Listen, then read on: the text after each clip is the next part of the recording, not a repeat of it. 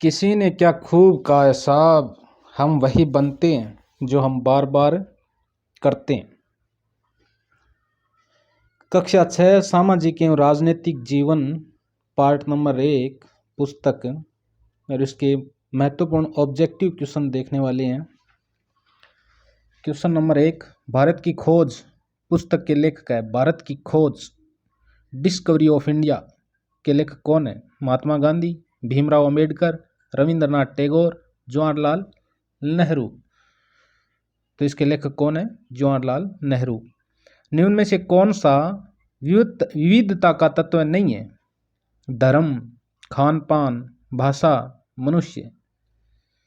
तो धर्म में विविधता है, अनेक धर्म है भारत में, भाषाओं में विविधता है, खान पान में विविधता है, लेकिन मनुष्य में कोई विविधता नहीं है। निम्न में कौन सी विशेषता समीर 2 से संबंधित नहीं है? निम्न में कौन सी विशेषता समीर 2 से संबंधित नहीं है? हिंदी भाषी, मुसलमान, हिंदू, अखबार विक्रेता। कौन सी नहीं है?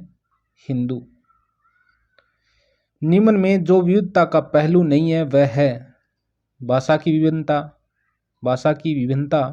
धर्म की विभिन्नता, जाति की विभिन्नता और सांस्कृतिक विभिन्नता। कौन सी विभिन्नता नहीं है? तो जाति की विभिन्नता नहीं है। लद्दाख में काफी प्रचलित ग्रंथ है। लद्दाख में प्रचलित ग्रंथ कौन सा है? रामायण है, महाभारत है, केसर सागा है या गीता है? तो लद्दाख में प्रचलित ग्रंथ कौन सा है? केसर सागा। लद्दाख के रास्ते में जो धर्म तिब्बत पहुंचा वह कौन सा धर्म था? हिंदू धर्म, इस्लाम धर्म, ईसाई धर्म, बौद्ध धर्म। अगर आपने एनसीईआरटी ढंग से पढ़ी है तो आप आंसर दे सकते हैं। लद्दाख के रास्ते से कौन सा धर्म तिब्बत पहुंचा था? तो कौन सा पहुंचा था? बौद्ध धर्म। केरल का क्षेत्र किस कारण व्यापारियों के लिए बहुत आकर्षक बना? पहाड़ियों के कारण, मसालों के कारण, समुद्र के कारण, उपजाऊ जमीन के कारण। किसके कारण बना? मसालों के कारण। केरल का क्षेत्र मसालों के कारण व्यापारियों के लिए बहुत आकर्षण का केंद्र बना है। अगर आपको वीडियो अच्छा लगे तो लाइक, शेयर, सब्सक्राइब करें। विविधता का अर्थ है भिन्नता, समानता, असमानता, एकता। तो विविधता का क्या अर्थ है? विविधता का अर्थ है विभिन्नता, भिन्नता। विविधता यानी भिन्नता। कौन सा असमानता का कारक है न कि विविधता का? धन व आय की भिन्नता, धार्मिक भिन्नता, सांस्कृतिक भिन्नता, भाषाई भिन्नता। तो कौन सा है? कौन सा असमानता का कारक है न कि विविधता का? तो असमानता का कारक है धन व आय की भिन्नता। ये असमानता का कारक है, विविधता का कारक नहीं है। छोटा तिब्बत कहा जाता है। छोटा तिब्बत की उपमा किसे दी गई है? कश्मीर को, केरल को, लद्दाख को, जम्मू को। तो छोटा तिब्बत किसे कहा जाता है? लद्दाख को छोटा तिब्बत कहा जाता है। मानव की उत्पत्ति हुई है पूर्वी अफ्रीका से, अमेरिका से, एशिया से, यूरोप से। तो मानव की उत्पत्ति कहाँ से हुई है? पूर्वी अफ्रीका से हुई है। नील घाटी सभ्यता स्थित है। नील घाटी सभ्यता स्थित है मिस्र में, भारत में, अमेरिका में, चीन में। तो नील नदी घाटी सभ्यता कहाँ पर है? मिस्र में है। विश्व में सर्वाधिक किस धर्म को मानने वाले लोग हैं? तो विश्व में सर्वाधिक किस धर्म को मानने वाले लोग हैं? हिंदू, बौद्ध, इस्लाम, ईसाई। तो विश्व में सर्वाधिक किस धर्म को मानने वाले लोग हैं? तो ईसाई धर्म को मानने वाले लोग हैं, उसके बाद में इस्लाम धर्म और उसके बाद में हिंदू धर्म। विश्व में सर्वाधिक लोगों द्वारा उपयोग में लाई जाने वाली भाषा कौन सी है? हिंदी, चीनी, अंग्रेजी, जापानी। तो विश्व में सर्वाधिक कौन सी भाषा बोलते हैं लोग? चीनी भाषा बोलते हैं। 3500 ईसा पूर्व सबसे पहले टिग्रिस और यूफ्रेट्स के किनारे किस साम्राज्य का विकास हुआ था? सुमेर का, हड़प्पा का, अनहंग का, मोहनजोदड़ो का। तो किसका विकास हुआ था? सुमेर का विकास हुआ था भाई। किसके किनारे? टिग्रिस और यूफ्रेट्स के किनारे। हवांग हो सभ्यता स्थित है। हवांग हो सभ्यता स्थित है भारत में, पाकिस्तान में, चीन में, इराक में। तो कहाँ है? चीन में। भारत व पाकिस्तान में विकसित सभ्यता है सिंधु घाटी, मेसोपोटामिया, नील घाटी, हवांग हो नदी घाटी। तो भारत और पाकिस्तान में विकसित सभ्यता सिंधु घाटी सभ्यता है। राजस्थान का प्रमुख नृत्य है भंगड़ा, गरबा, घूमर, बिहू। तो राजस्थान में कौन सा है? घूमर है। बौद्ध धर्म का धामक स्थल नहीं है, ये धार्मिक है, मिसप्रिंट हुई है। बौद्ध धर्म का धार्मिक स्थल नहीं है बद्रीनाथ, सारनाथ, सांची, बोध गया। तो बौद्ध धर्म का धार्मिक स्थल कौन सा नहीं है? बद्रीनाथ नहीं है, सारनाथ है, सांची है, बोध गया बिहार में है, सांची मध्य प्रदेश में है। भारतीय संविधान की अनुसूची 8 के द्वारा मान्य भाषाएं हैं। तो कितनी भाषाएं हैं मान्य? वर्तमान में 22 भाषाएं हैं। बिहू प्रसिद्ध है। बिहू कहाँ का प्रसिद्ध है? तो बिहू कहाँ का नृत्य प्रसिद्ध है? तो बिहू असम का है। ओणम पर्व प्रसिद्ध है असम का, केरल का, राजस्थान का, पंजाब का। तो ओणम पर्व कहाँ का प्रसिद्ध है? केरल का। पड़वानी गायन शैली के लिए प्रसिद्ध है असम, उत्तर प्रदेश, छत्तीसगढ़, केरल। पड़वानी गायन शैली के लिए प्रसिद्ध है। तो पड़वानी गायन शैली के लिए कौन सा क्षेत्र प्रसिद्ध है? पड़वानी गायन शैली के लिए छत्तीसगढ़ प्रसिद्ध है। राजस्थान की प्रमुख गायन शैली है लावणी, पड़वानी, मांड, उपरोक्त सभी। तो राजस्थान की प्रमुख गायन शैली कौन सी है? तो मांड है। और मांड भी विशेष तौर राजस्थान में अपने जैसलमेर, बीकानेर ये क्षेत्र में गाई जाए मांड राग। पोंगल पर्व प्रसिद्ध है तमिलनाडु का, केरल का, छत्तीसगढ़ का, बिहार का। तो पोंगल कहाँ का प्रसिद्ध है? पोंगल तमिलनाडु का है। पोंगल कहाँ का प्रसिद्ध है? तमिलनाडु का।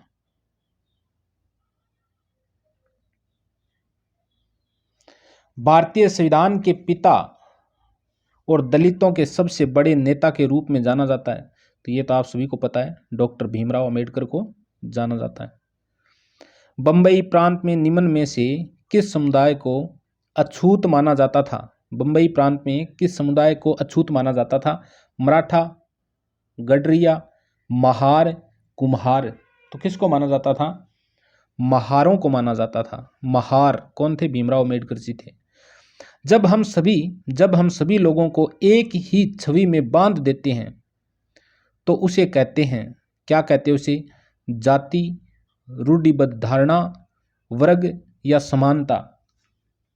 तो उसे क्या कहते हैं? रूढ़िबद्ध धारणा कहते हैं।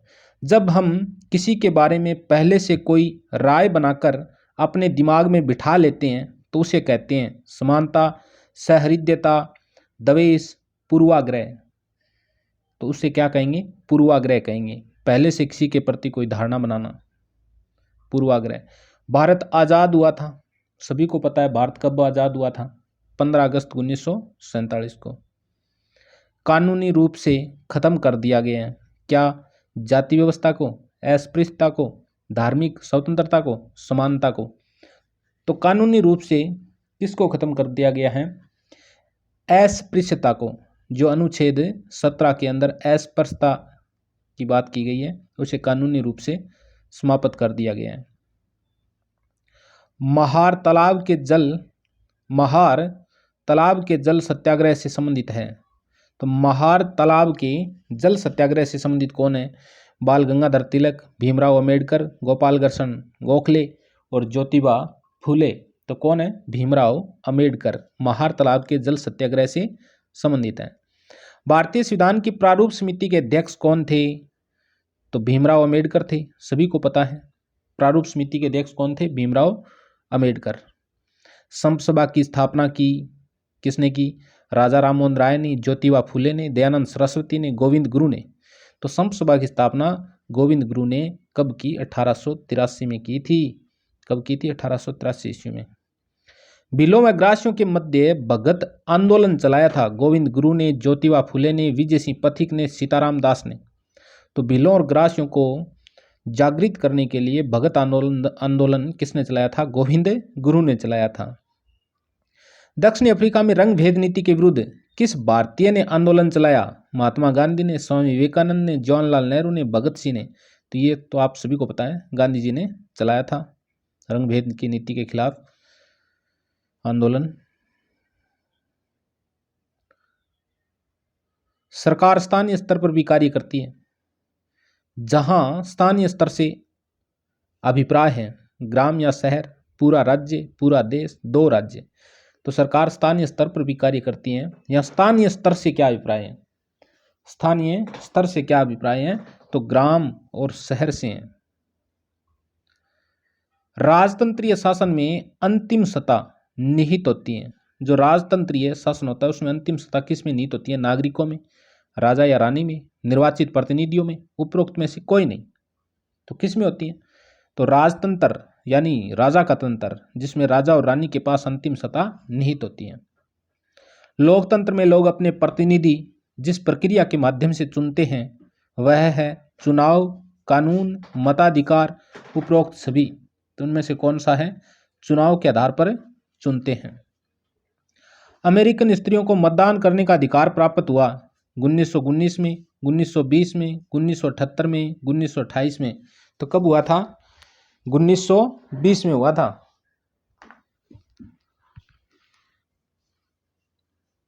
आगे हैं सरकार का काम है। तो सरकार का क्या काम है?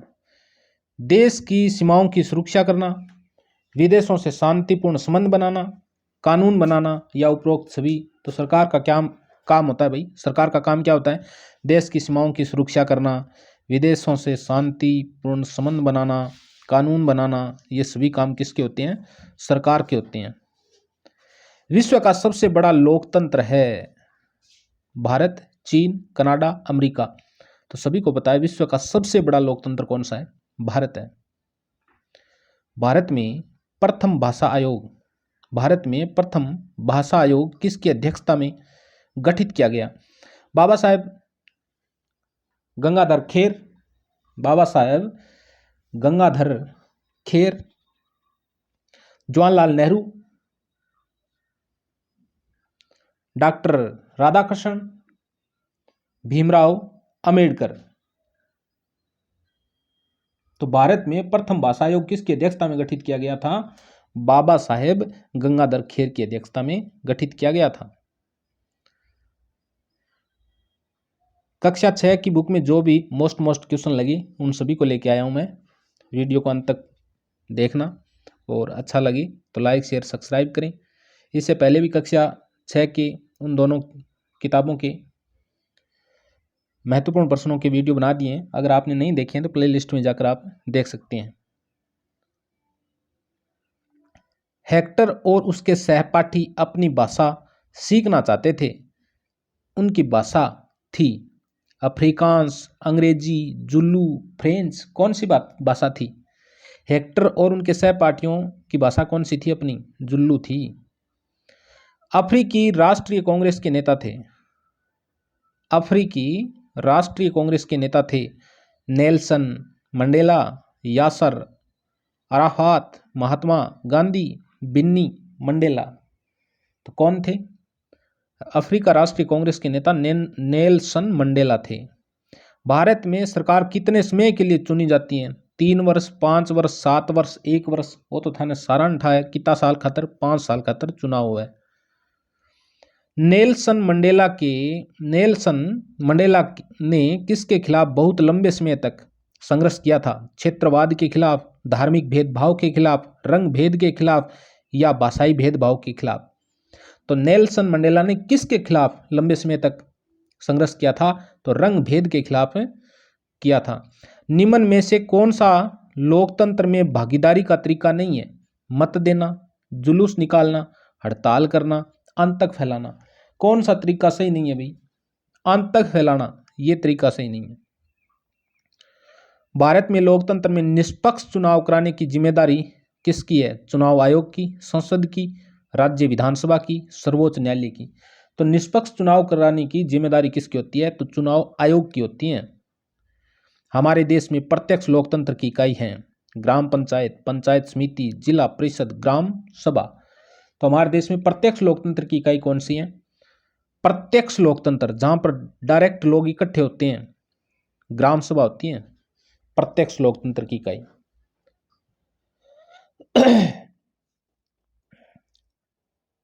डायरेक्ट डेमोक्रेसी के तहत किस देश की जनता संसद द्वारा बनाए गए कानूनों को खारिज और संविधान संशोधन के लिए पहल कर सकती है? Bharat, America, Switzerland, Nepal. किस देश की जनता की बात की जा रही है? यहाँ स्विट्जरलैंड की बात की जा रही है। लोकतांत्रिक सरकार किसके प्रति जवाबदेह होती है? तो लोकतांत्रिक सरकार किसके प्रति जवाबदेह होती है?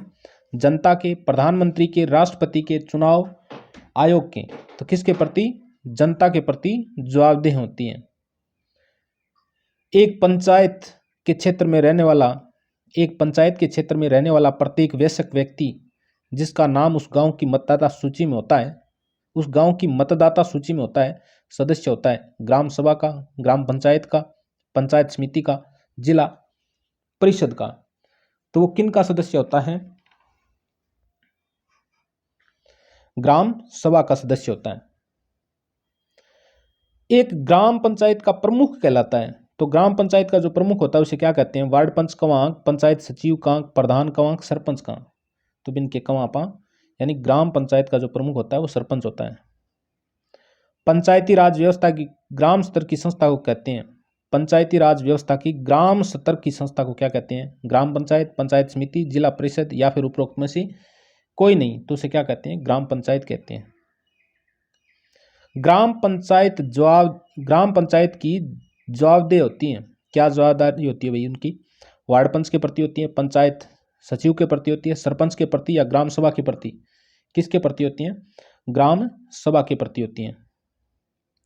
जिले की सभी पंचायतों में आवंटित राशि के वितरण की व्यवस्था करती हैं पंचायत समिति, जिला परिषद, राज्य सरकार या जिला कलेक्टर। तो कौन करता है?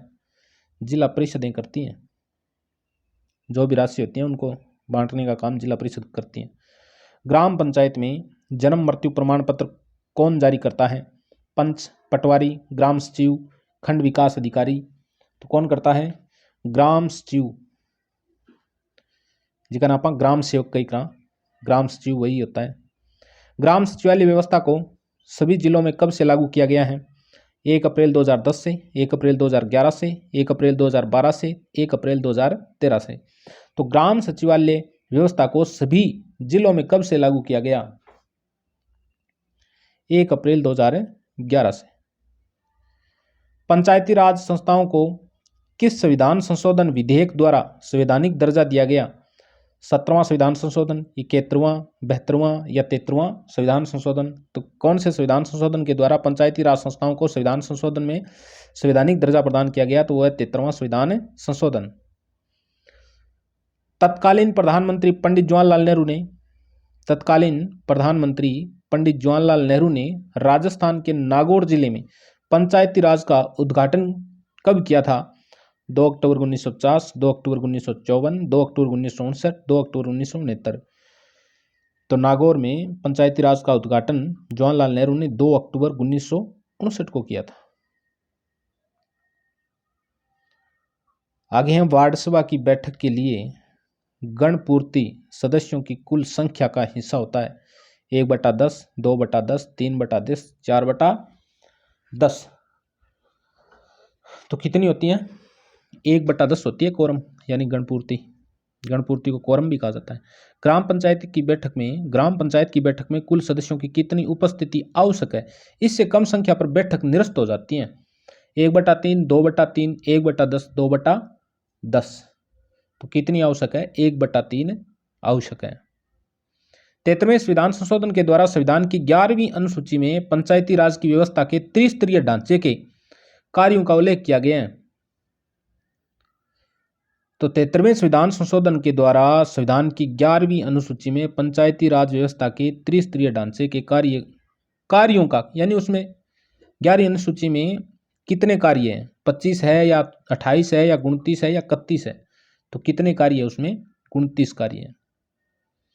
निम्न में से कौन जिला प्रशासन की प्रमुख इकाई है, कलेक्टर, मुख्यमंत्री, आयुक्त, जिला न्यायाधीश। तो जिला प्रशासन की प्रमुख इकाई कौन सी है, तो कलेक्टर होता है जिले में। 2011 की जनगणना के अनुसार भारत में जिले हैं, तो 2011 की जनगणना के अनुसार भारत में जिलों की संख्या पूछी गई है 540, 630, 645, 640। तो कितने हैं, 640 जिले हैं भारत में। आधुनिक जिला प्रशासन का प्रारंभ किस काल में दिखाई देता है, मौर्य काल में, गुप्त काल में, मुगल काल में, इनमें से कोई नहीं। तो आधुनिक जिला प्रशासन का प्रारंभ किस काल में दिखाई देता है, तो ये मौर्य काल में दिखाई देता है। गांव की भूमि को मापना और उसका रिकॉर्ड रखने का मुख्य कार्य है सरपंच का, तहसीलदार का, थानेदार का, पटवारी का। तो गांव की भूमि को मापना, उसका रिकॉर्ड रखना, ये प्रमुख कार्य किसका होता है, तो ये तो होता है पटवारी का। भारत के सभी राज्यों को विभाजित किया गया है, जिलों में, शहरों में, गांव में, उपरोक्त में से किसी में नहीं। तो भारत के सभी राज्यों को विभाजित किस में किया गया है, तो जिलों में किया गया।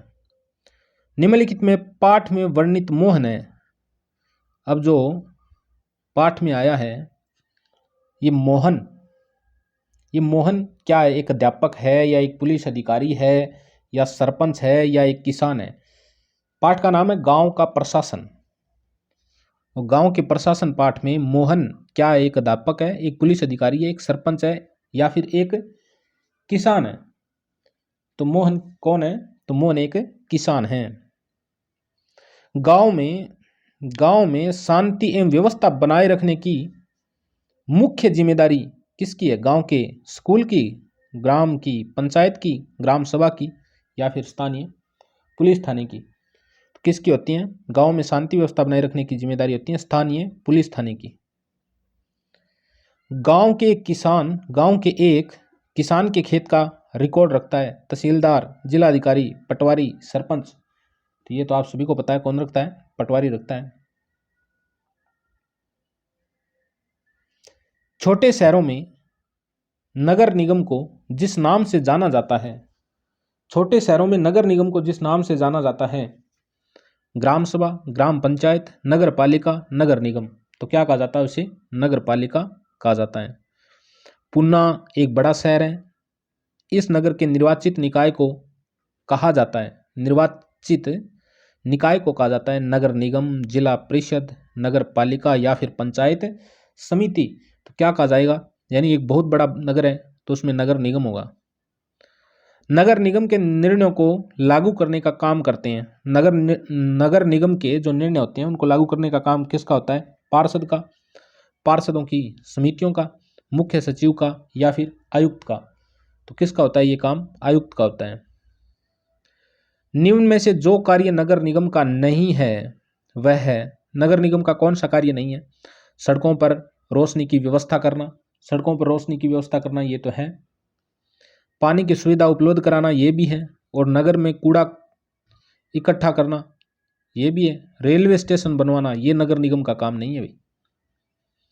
नगर निगम को पैसा मिलता है गृह कर से, संपत्ति कर से, मनोरंजन कर से, उपरोक्त सभी से।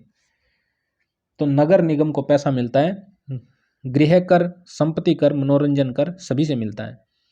शहर कहने के लिए कम से कम कितनी जनसंख्या होनी चाहिए, जिसे अपन शहर कह सके, तो कम से कम 5000 जनसंख्या होनी चाहिए जिसे हम शहर कह सके। नगर परिषद के सदस्य कहलाते हैं, तो नगर परिषद के सदस्य क्या कहलाते हैं, नागरिक, प्रधान, पार्षद, पंच। नगर परिषद के सदस्य क्या कहलाते हैं, पार्षद कहलाते हैं। किस अनुसूची में नगरीय संस्थाओं के 18 कार्यों का उल्लेख किया गया है, तो वो कौन सी अनुसूची है जिसमें नगरीय संस्थाओं के 18 कार्यों का उल्लेख किया गया है, तो वो है 12वीं अनुसूची। और पंचायती राज संस्थाओं के 29 कार्यों का उल्लेख किया गया है 11वीं अनुसूची में, और नगरीय संस्थाओं के 18 कार्यों का उल्लेख किया गया है 12वीं यानी सूची में। आगे क्वेश्चन है, कलपट्टू गांव का मुख्य काम है। कलपट्टू गांव है और इस गांव का मुख्य काम क्या है? कलपट्टू गांव का खेती करना, टोकरी बनाना, घड़े बनाना, बैलगाड़ी बनाना। ग्रामीण क्षेत्र में आजीविका से संबंधित पाठ के क्वेश्चन है, जिसमें मोस्ट इंपॉर्टेंट क्वेश्चन है ये। कलपट्टू गांव का मुख्य कार्य क्या है? तो मुख्य कार्य खेती करना है कलपट्टू गांव का। कलपट्टू गांव स्थित है कर्नाटक में, तमिलनाडु में, गुजरात में या महाराष्ट्र में? तो कलपट्टू गांव कहाँ है? तमिलनाडु में। रामलिंगम अपने मजदूरों को एक दिन की मजदूरी देता है 100 रुपये, 120 रुपये, 40 रुपये, 80 रुपये। कितने रुपये देता है? 40 रुपये देता है। किस मौसम में मछुआरे मछली नहीं पकड़ते हैं? गर्मी के मौसम में, मानसून के समय, सर्दी के मौसम में, बसंत में? तो मछुआरे किस मौसम में मछली नहीं पकड़ते हैं भाई? मानसून के समय नहीं पकड़ते हैं, क्योंकि समुद्र में बड़ी बड़ी लहरें आती हैं मानसून के समय। दिहाड़ी मजदूर अपने औजारों के साथ बैठकर जहां काम देने वाले का इंतजार करते हैं उस स्थान को क्या कहते हैं? लेबर चौक, बाजार, फैक्ट्री, बस स्टैंड। तो इसे क्या कहा जाता है? लेबर चौक कहा जाता है। स्थायी कर्मचारी को अनेक सुविधाएं प्राप्त होती हैं। स्थायी कर्मचारी को अनेक सुविधाएं प्राप्त होती है, जैसे चिकित्सा सुविधाएं, सवैतनिक छुट्टियां, प्रोविडेंट फंड, उपरोक्त सभी। तो स्थायी कर्मचारी को अनेक सुविधाएं प्राप्त होती हैं। तो कौन कौन सी होती हैं? ये सभी होती हैं। निर्मला काम करती हैं।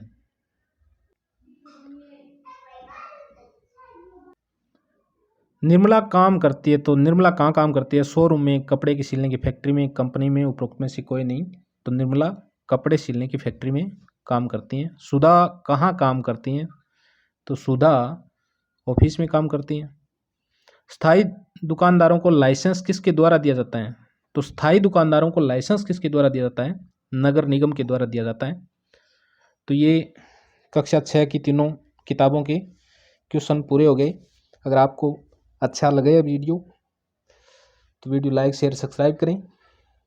और आपने अगर दोनों किताबों के पार्ट नहीं देखे हैं तो आप प्ले लिस्ट में जाकर देख सकते हैं। और भी सेकंड ग्रेड से संबंधित हिंदी साहित्य, हिंदी BA के जो भी पाठ्यक्रम में सम्मिलित है, स्नातक स्तरीय पाठ्यक्रम में, उन वीडियो को आप देख सकते हैं।